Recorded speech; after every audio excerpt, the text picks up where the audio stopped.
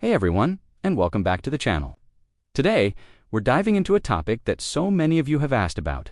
You're chatting with someone you really like, the conversation is flowing, and you're thinking, I'd love to see them in person. But then, the big question hits. How do you turn this great online or text chat into an actual real-life date without coming across as too eager or, dare I say it, desperate? It's a delicate dance, but trust me, it's one you can absolutely master. In this video, I'm going to break down the exact steps to smoothly transition from casual chatting to a romantic date, making you look confident, cool, and completely in control. So, grab a notebook, get comfortable, and let's get into it. First things first, let's talk about timing and vibes. The biggest mistake people make is trying to rush it.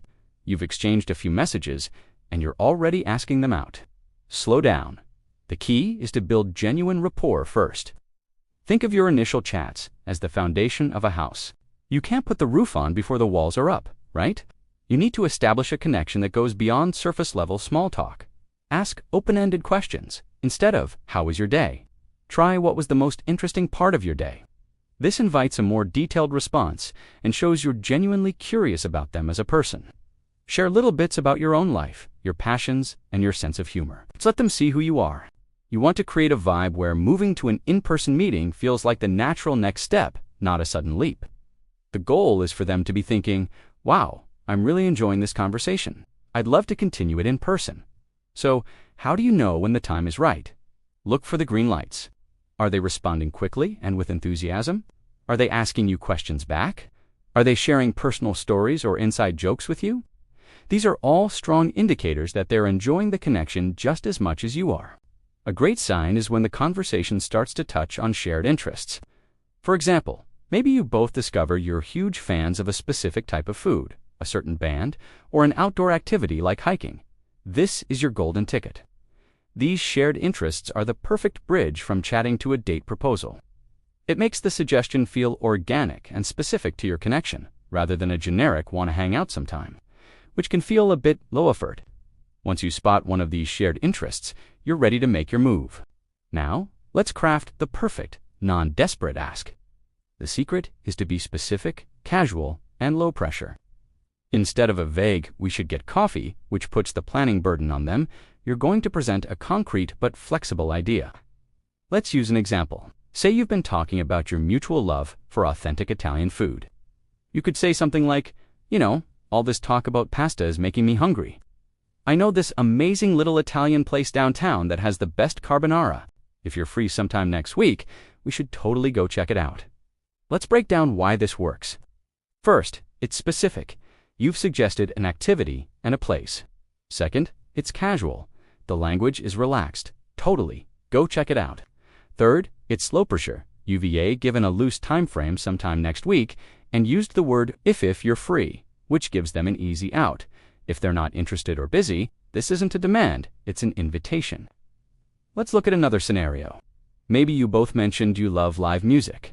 A great transition would be, hey, I just saw that band name is playing at venue in a couple of weeks. I was thinking of grabbing tickets. Would you be interested in going with me? This is fantastic because it's tied to a specific event with a deadline, which creates a natural sense of urgency without you having to apply any pressure. It also frames it as something you were already considering doing, and you're inviting them to join you. This makes it feel collaborative and exciting, not like a formal interview-style date. The key is to propose an experience you can share based on the connection you've already built. It shifts the focus from, do you want to go on a date with me? To do, you want to do this cool thing with me. It's a subtle but powerful psychological shift that removes a ton of the pressure. Okay, so you've made the suggestion. What happens next? This is where your confidence really shines. After you send that message, just relax. Don't double text. Don't send a follow-up question mark an hour later. Give them space to read it, think about it, and respond. Coming across as desperate often has less to do with the initial ask and more to do with how you act afterward. A confident person is okay with waiting. They understand that the other person has a life and might not be glued to their phone. If they say yes, fantastic. Your response should be simple and enthusiastic. Something like, awesome, I'm so excited. How does Thursday evening work for you?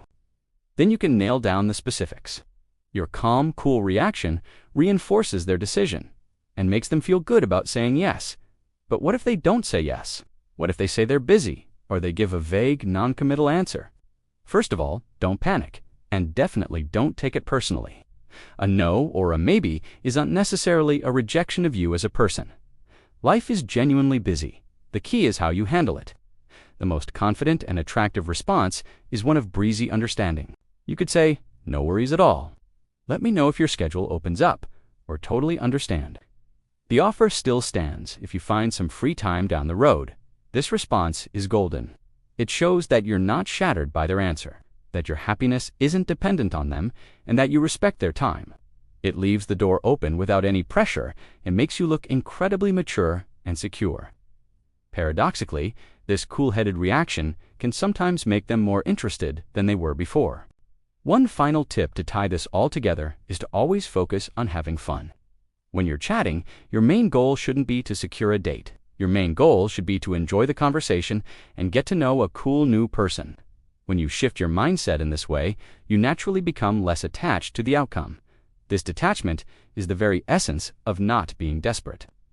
People are drawn to those who have a full, happy life and are looking to share it, not those who are looking for someone to complete them. So, focus on the connection. Listen for those shared interests. Make a specific and casual suggestion and handle their response with grace and confidence. Whether they say yes or no, you maintain your cool and leave a great impression. It's a win-win. So, let's do a quick recap. Step 1, build genuine rapport and look for the green lights. Don't rush it. Step 2, use a shared interest as a natural bridge to your suggestion. Step 3, propose a specific low-pressure activity, not just a vague hangout. Frame it as an invitation to a fun experience. Step 4, after you ask, be patient. Don't double text. Let them respond on their own time. And finally, Step 5, react to their answer with grace. If it's a yes, be excited and lock in the plans. If it's a no, be cool and understanding. By following these steps, you'll be able to navigate that tricky transition from chat to date smoothly and confidently every single time. You're not trying to trick anyone or play games. You're just clearly and kindly communicating your interest in a way that is respectful and attractive. Thank you so much for watching today. I really hope these tips help you feel more confident in your dating life. It's all about practice and having the right mindset. If you found this video helpful, I'd be so grateful if you could give it a thumbs up and hit that subscribe button so you don't miss out on more content like this. And I'd love to hear from you in the comments what's a smooth line you've used or heard that turned a chat into a date. Let's share some wisdom. Thanks again for tuning in, and I'll see you in the next video. Bye.